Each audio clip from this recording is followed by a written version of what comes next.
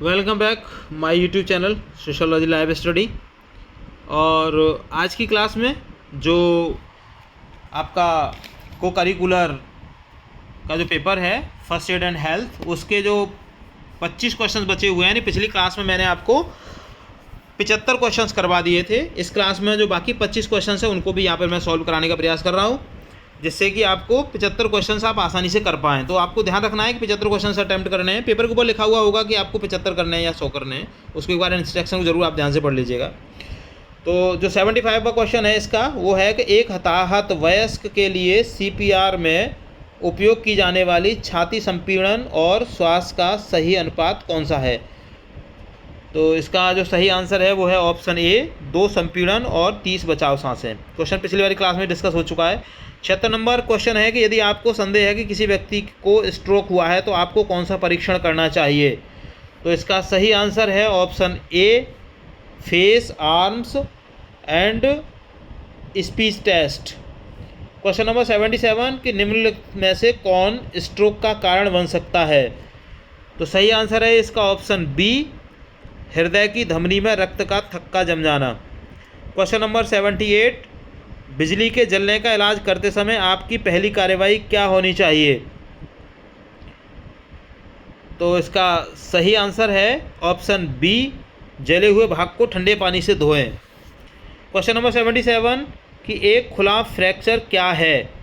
सही आंसर है इसका ऑप्शन बी, एक फ्रैक्चर जिससे त्वचा फट जाने पर हड्डी उजागर हो जाती है।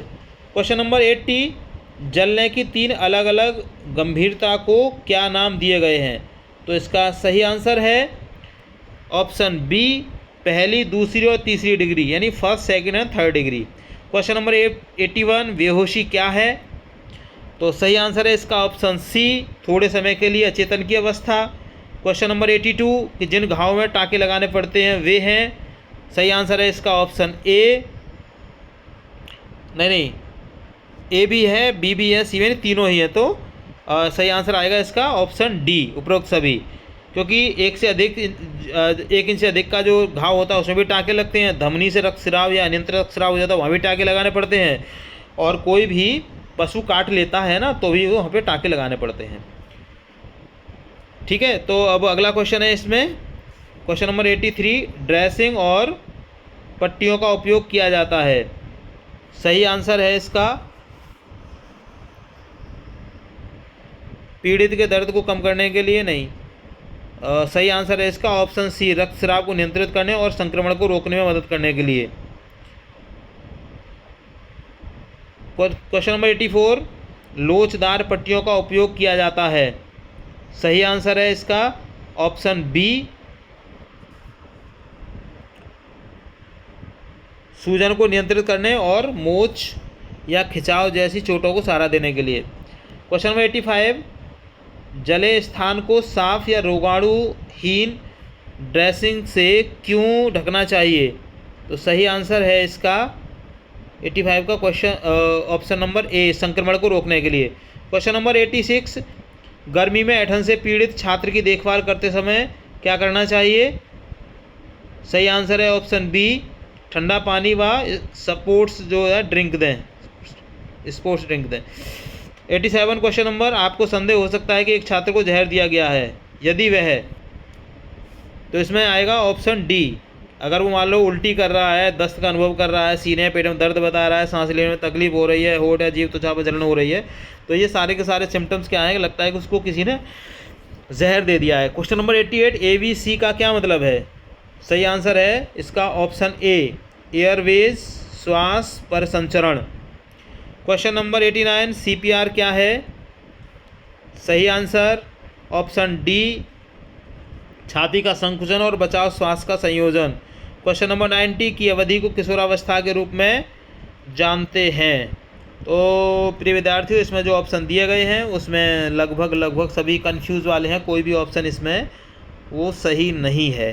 तो इसको आप थोड़ा सा अपने स्वविवेक से आप देख लीजिएगा, क्योंकि जो किशोरावस्था है वो किशोरावस्था में जैसे किसी में भी ऑप्शन वो नहीं आ रहा है।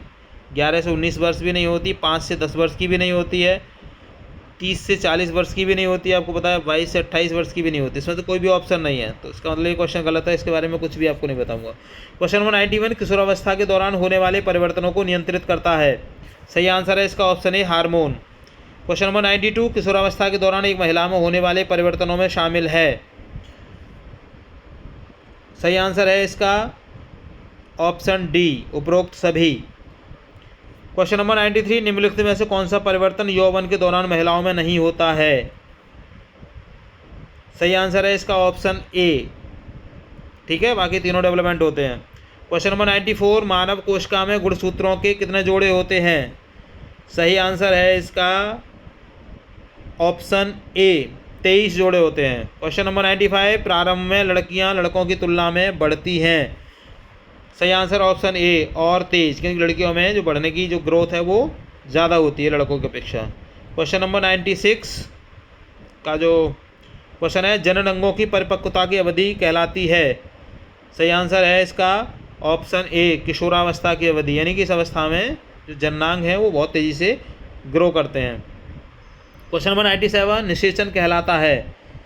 सही आंसर है इसका ऑप्शन डी और सी, यानी 97 के दोनों ऑप्शन ठीक हैं। उपरोक्त सभी भी नहीं यार, 97 में शुक्राणु और अंडों का संचयन, यानी सी ऑप्शन सही है 97 में, ऑप्शन सी। डी मत लगाइए, डी तो गड़बड़ हो जाएगा, ऑप्शन सी ठीक है इसका। 98, पुरुष हार्मोन है।